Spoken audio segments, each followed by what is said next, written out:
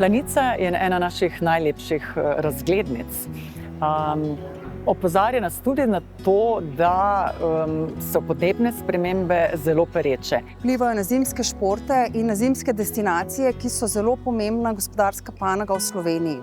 Dobra novica je, da vidimo, da se zimska središča že prilagajajo. Smučišča se bodo morala vse bolj zanašati na umetno zasneževanje, hkrati pa verjetno bodo morali ponuditi tudi kakšne druge zanimivosti in pa seveda dopolniti zimsko sezono z poletno.